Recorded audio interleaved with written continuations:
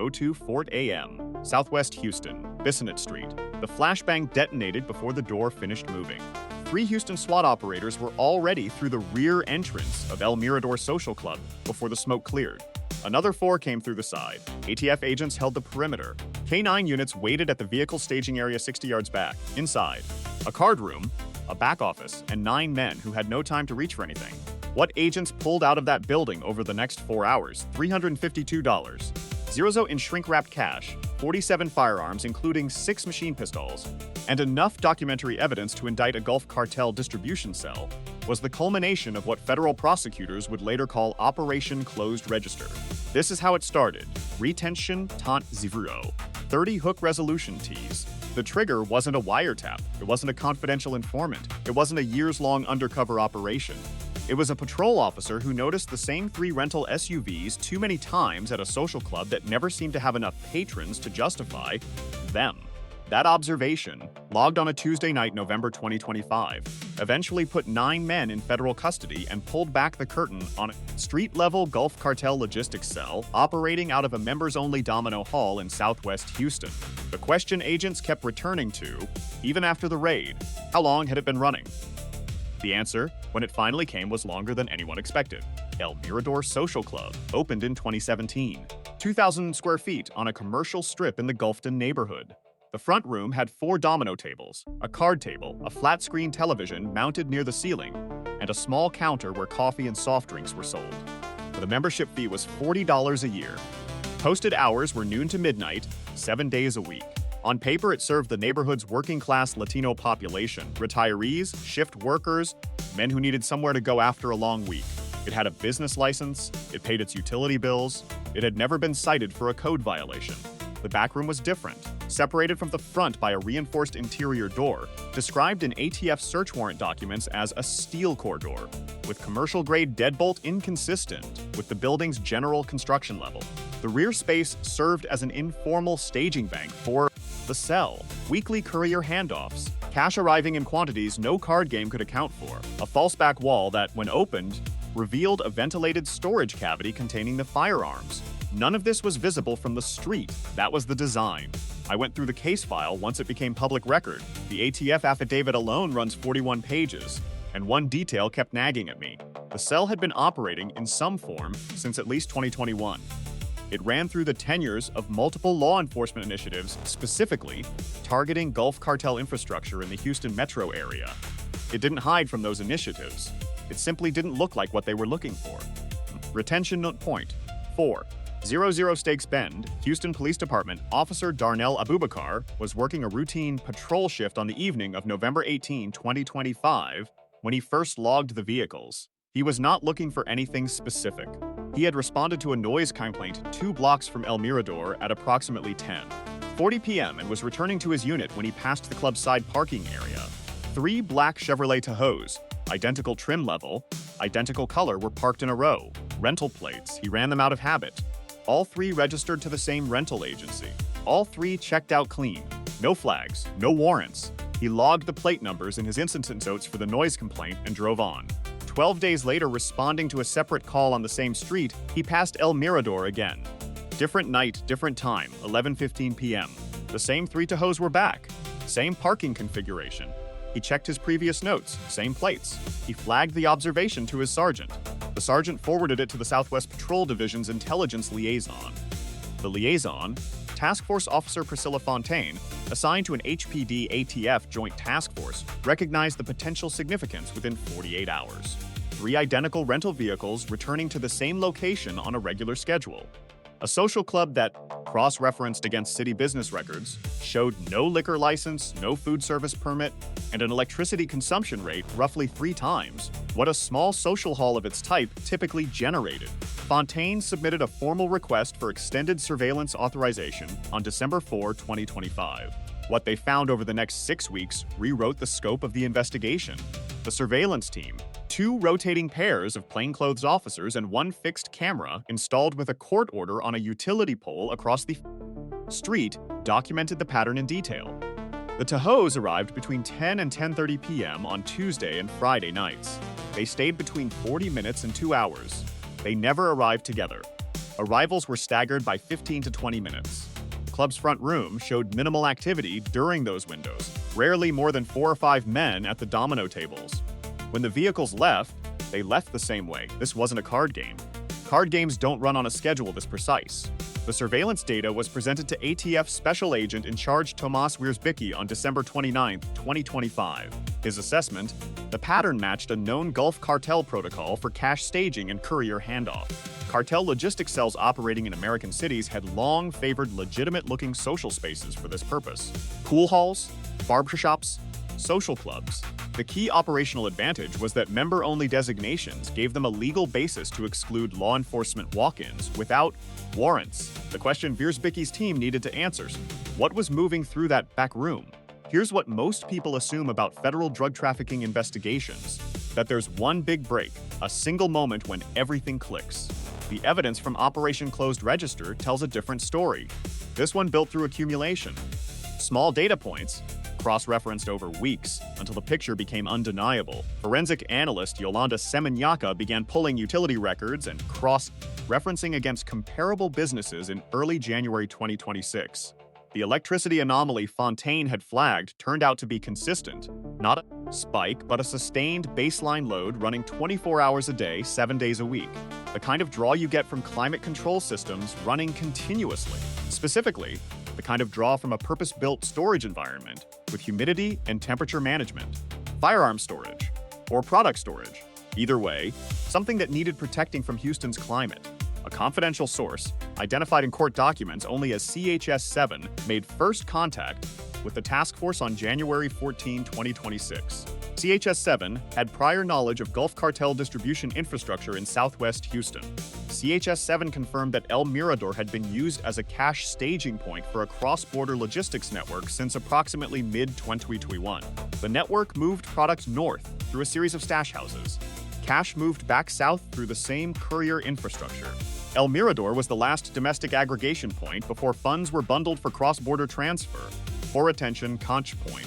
50% mid-roll hook, what CHS-7 also confirmed. And this was the detail that changed the trajectory of the entire operation, was that the back room contained weapons, not incidental weapons. A maintained inventory, rotated periodically, available to cell members and couriers who needed them for protection during handoffs.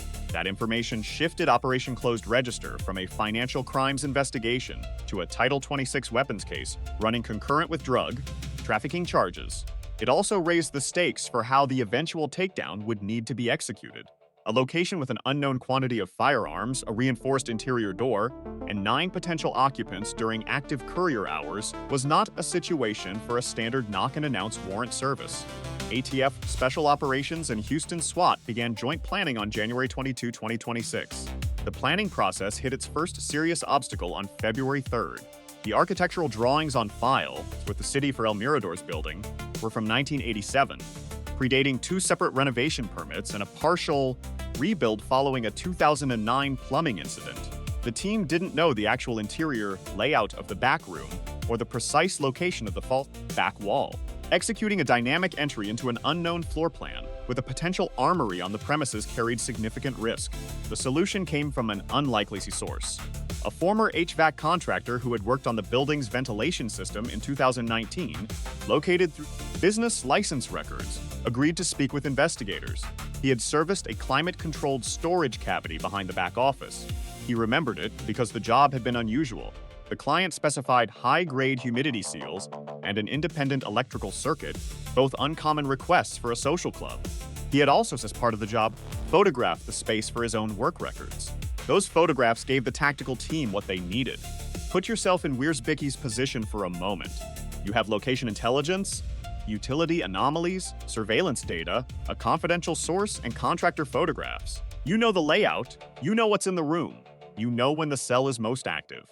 Everything points to one window for its execution: a Tuesday or Friday night between 10:30 and midnight, when the couriers are present and the cash is staged.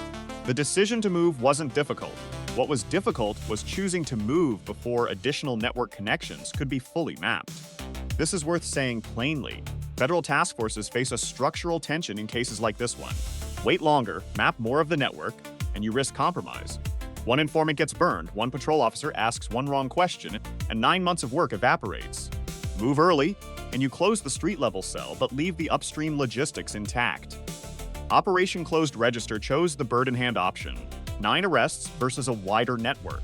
Whether that was the right call is a legitimate question investigators are still working through. The takedown date was set for February 11, 2026, a Tuesday.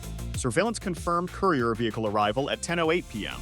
By 10:45, all 3 Tahoes were parked. Perimeter units moved into position at 11:30. ATF agents staged at 4 external points. The K9 unit, a Belgian Malinois named Kira, certified for narcotics and explosives, was positioned at the staging area east of the building. The entry team briefed one final time at 1:50 a.m.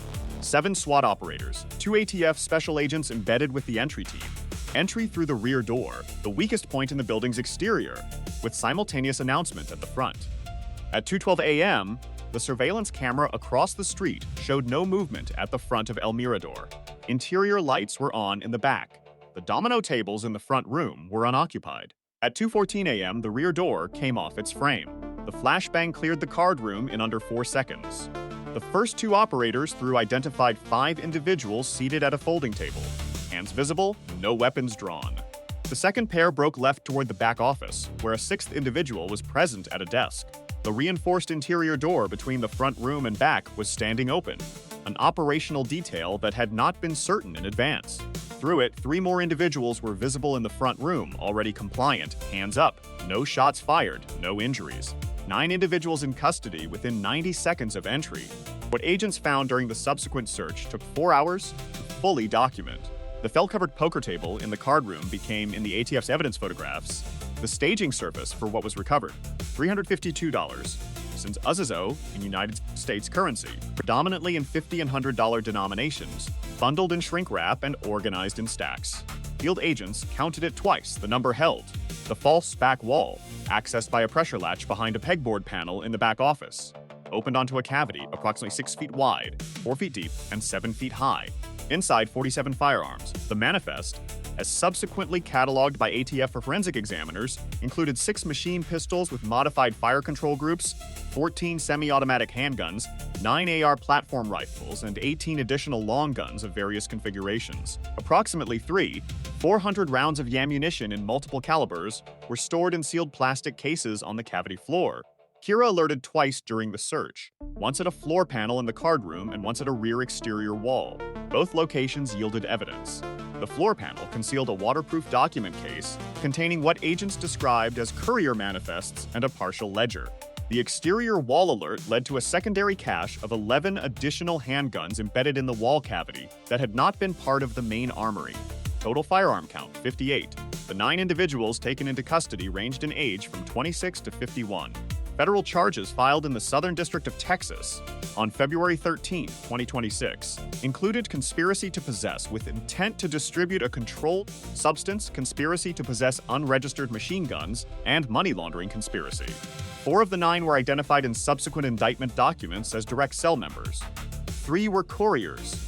2 were described as logistics coordinators responsible for the cross-border transfer component.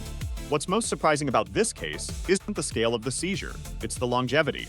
A Gulf Cartel cash staging cell operated out of a 0-square-foot building on a commercial strip in Houston for at minimum 4 years. It had a business license. It paid its utility bills. It had never been flagged by a building inspector, a code enforcement officer, or a routine law enforcement patrol, until one officer logged 3 rental plate numbers he didn't need to log. What that tells us about how street-level cartel infrastructure actually operates is worth sitting with. These cells don't look like crime scenes. They look like the neighborhood around them. The concealment isn't elaborate. It's mundane. And mundane things don't attract attention until someone decides, for no particular reason, to look twice. Well, operations like this close the funding pipelines that sustain Gulf Cartel logistics in American cities. Comment yes or no. The debate in federal law enforcement circles is more divided than the press releases suggest. Retention talk hand point. Last 60s payoff plus open loop. As of the date of this production, 4 defendants have entered not guilty pleas. 5 remain in proceedings. Trial dates have not been set. The courier ledger recovered from the floor cache was described by federal prosecutors in the indictment as containing references to 41 separate handoff transactions spanning an 18-month period. The total amounts referenced in that ledger exceed $4. $7 million. Of that figure, $352,000 was recovered the night of the raid. The remainder has not been located. Two individuals identified in the ledger as upstream logistics contacts, neither of whom was present at El Mirador on the night of the raid, were named as unindicted co-conspirators. Neither has been taken into custody. Their current locations are unknown. The three rental Tahoes, seized as evidence, were traced to a rental agency account registered to a shell company incorporated in Nevada in March 2024. The account had been used to rent vehicles across 6 cities over a 14-month period. Investigators identified 17 additional rental transactions under the same account. None of the other vehicles have been recovered with evidence. El Mirador Social Club's business license was revoked by the city of Houston on February 18, 2026. The building remains sealed as a federal crime scene. Officer Darnell Abubakar was not present for the raid. He was working a day shift the morning after. He learned about the outcome from a department briefing. He had logged 3 plate numbers on a slow Tuesday night because it was habit, because it cost nothing to look twice. The network that used El Mirador is dismantled. The cross-border logistics infrastructure it served is not. If you've followed this case and want to understand how Gulf cartel distribution cells identify and establish cover operations in American cities, that story goes deeper than one social club in Houston. Subscribe so you don't miss what comes next in this series. Operation Closed Register ended at 2:14 a.m. on a Tuesday. The demand that made it profitable did not.